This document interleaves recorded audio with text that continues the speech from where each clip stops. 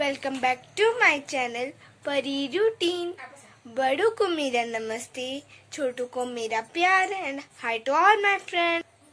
हम घूम घाम के अपना काम खत्म करके लौट आए हैं अब। तो आप लोग सोच रहे होंगे कि हम तो घूम घाम के लौट आए, लेकिन जब कोई ऐसे घूमने जाता है तो वो कुछ ना कुछ तो शॉपिंग करके आता है। तो हम इतने दिनों के लिए गए थे तो कुछ शॉपिंग नहीं किया क्या? आप लोग सोच रहे हैं ना? मुझे पता है कि आप वही सोच रहे हैं। तो हमने शॉपिंग किया है, इतना कुछ तो नहीं किया है क्योंकि सब कुछ घर में था। मम्मी ने बोला था सब कुछ घर में था, लेकिन हमने कुछ ऐसे भी शॉपिंग किए हैं जो आपको इस व्लॉग में देखने को मिलेगा। तो आप लोग आराम से बैठ के देखिए। तो पहले मैं अपनी छोटी बहन से स्टार्ट करती हूँ। जैसे कि आप सबको पता है कि बच्चों को खिलौने ही ज्यादातर पसंद है, तो मेरी बहन ने बॉल और कुछ ABCD लेटर्स खरीदे हैं और वो जो स्लेट लिखता है ना जिसमें, वही खरीदा है। आप लोग देख सकते होंगे। तो ये हमने भुवनेश्वर से खरीदा है। तो हमने ये बैग का सेट भी खरीदा था भुवनेश्वर से।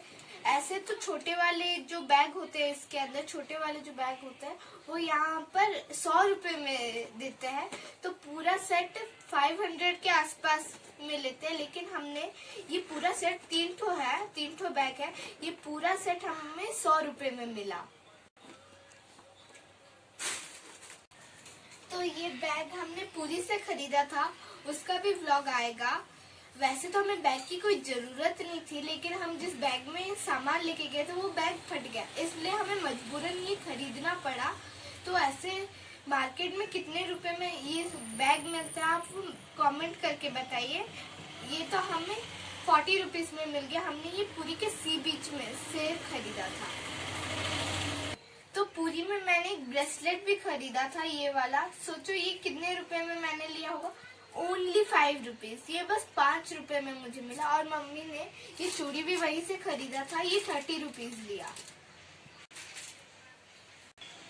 तो हमने और भी बहुत अच्छी चीज खरीदी। वैसे तो हम वो मार्केट से खरीदते हैं जिसमें केमिकल सब मिक्स होता है, लेकिन प्योर वाला ऐसे नहीं मिलता है, लेकिन हमें वो प्योर वाला मिला, बहुत ही अच्छा है।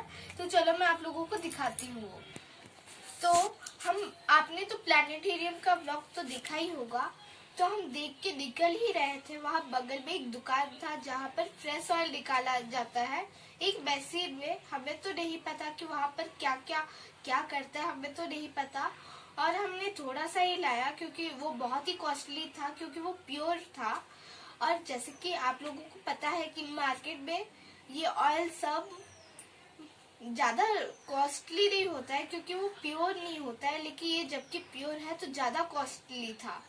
और मार्केट में तो 1 लीटर 200 समथिंग में मिलता है, लेकिन ये जो हमने तेल लाया वो 1 लीटर के लिए 300 ले रहा था, लेकिन हमने हाफ लीटर लाया। तो ये सरसों का तेल है, मस्टर्ड ऑयल। ये तो मार्केट में 200 समथिंग में मिलता है 1 लीटर। और ये जो प्योर वाला है 1 लीटर तो 300 रुपीज लेता है, लेकिन हम हाफ लीटर लेके आए 150 रुपीज में।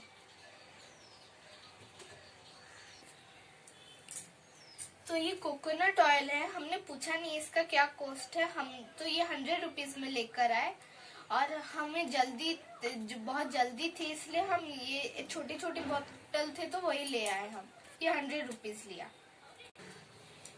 ये नीम का ऑयल है, ये भी हम 100 रुपीज में लाया। हमने ज्यादा कुछ ऑयल तो नहीं लाया, लेकिन हमने उनका फोन नंबर लाया है, क्योंकि अगर हमें कोई तेल की जरूरत होगी तो हम उन्हें फोन करेंगे, बोलेंगे कि हमें कौन सा तेल चाहिए, पे कर देंगे तो वो हमें भेज देंगे। तो भुवनेश्वर में एक मार्केट है, वो बहुत ही अच्छा मार्केट है। मैं उसका व्लॉग नहीं कर पाई क्योंकि बहुत भीड़ था और हम भूल गए व्लॉग बनाना। और वहाँ पर कुछ चीजें बहुत ही सस्ती है और कुछ चीजें बहुत ही कॉस्टली है। जब हम दिल्ली गए थे तो वहाँ पर भी ऐसा ही था, वैसा ही मार्केट था। वहाँ पर भी ऐसे कुछ चीजें ज्यादा कॉस्टली नहीं थे, सस्ते थे, और कुछ चीजें बहुत ही कॉस्टली थे। और वहाँ से मम्मी ने एक दुपट्टा भी लाया, ये है वो दुपट्टा। ये हमें 100 रुपीज में लाए। हम एक टॉप भी लाई थी मम्मी, लेकिन वो पहन ली थी, इसलिए वो दिखाने का अब कोई फायदा नहीं है। तो अगर मैं फिर से कभी उस मार्केट में जाऊंगी तो पक्का उस मार्केट का व्लॉग बना के लाऊंगी।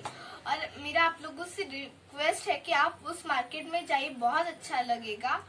वहाँ पर सारी चीजें सस्ते में मिलेंगी, लेकिन आपके पास अगर बहुत सारे पैसे हैं तो आप लोग मॉल जा सकते हैं, इसमें मुझे कोई प्रॉब्लम नहीं है। लेकिन हम थोड़े भिखारी टाइप के हैं, इसलिए हमें ऐसे छोटे मोटे मार्केट ही पसंद है। तो व्लॉगिंग नहीं है, लेकिन छोटी मोटी क्लिप है जो दूसरे व्लॉग में मैं डालूंगी, आपको देखने को मिलेगा उसमें। तो चलो आगे बढ़ते हैं कि हमने और क्या क्या खरीदा है। तो चलो आगे बढ़ते हैं। हमने पूरी से भी कुछ सामान खरीदे थे, जैसे कि ड्रेस ही खरीदे थे हमने। तो चलो मैं आप लोगों को दिखाती हूँ वो ड्रेस। तो ये है मेरी छोटी बहन का, कैसा है, छोटा छोटा, बहुत प्यारा है ना। तो ये 50 रुपीज में मिला बस। और ये है मेरा,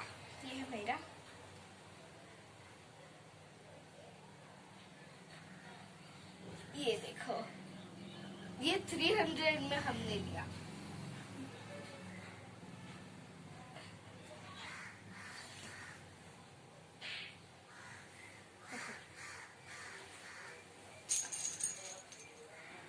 और ये है मेरी मम्मी का, ये बस 200 रुपीज लिया।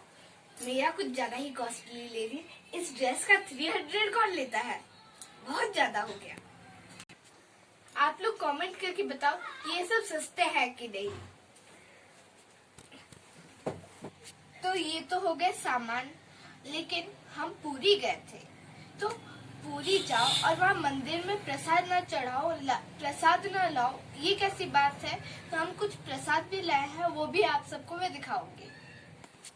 तो मंदिर के पास सिंदूर मिल रहे थे, तो मम्मी ने भी कुछ सिंदूर खरीद लिए। तो यह है सिंदूर। तो जहाँ पर प्रसाद बेचा जाता है, वहाँ से हम कुछ पेड़े लाए और निर्माल्य लाए। तो आप लोग सोच रहे होंगे कि ये निर्माल्य क्या है। तो भगवान को जो चढ़ाया वो चावल होता है, उसे सुखाने के बाद वो निर्माल्य बन जाता है। तो मैं पूरी की बुराई नहीं करना चाहती, मंदिर की बुराई नहीं करना चाहती, लेकिन वहाँ पर जो पाखंडी ब्राह्मण लोग होते हैं, लालची, वो लोग हमें ठगते हैं, लालच के मारे पैसों से ठगते हैं, पैसों के लिए।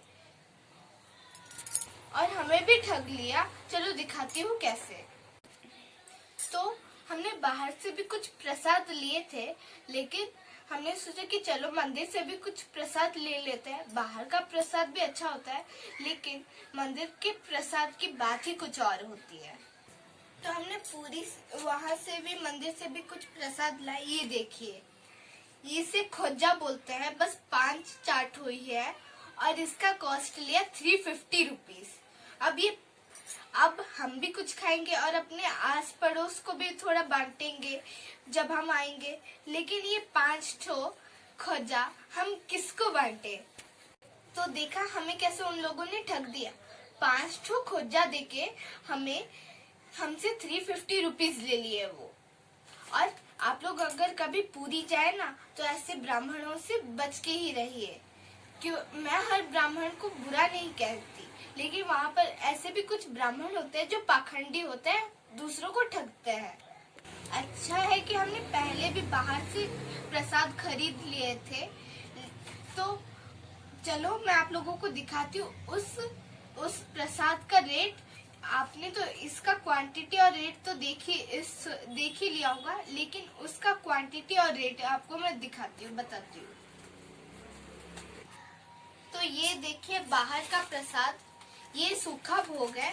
ये जो टोकरी है, ये ओनली 50 रुपीज लिया। ये ओनली 50 रुपीज है। और ये भी खोजा है, ये 1 किलो है, लेकिन ये ओनली 100 रुपीज लिया। आप लोग पास में आके देख भी सकते हैं इसका क्वांटिटी।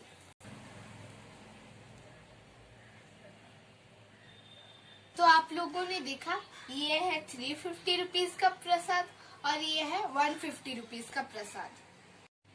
तो हमने और भी 2 चीज खरीदे थे जो मैं आप लोगों को दिखाना भूल गई थी। तो ये देखो, ये मेरी बहन का है, ये मेरी बहन का ड्रेस है,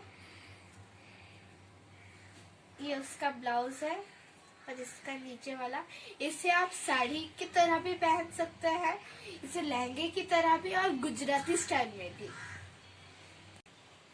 है ना। अच्छा, कितना खूबसूरत है ना। मैं जब छोटी थी मम्मी ने मेरे लिए भी ऐसा वाला एक लाया था, उसका डिजाइन थोड़ा अलग था। और मैं अपने लिए जूते भी लाई थी, ये देखो कैसा है, कमेंट करके बताना। इतना ही खरीदे थे और कुछ नहीं, याद आएगा तो फिर से दिखाऊंगी।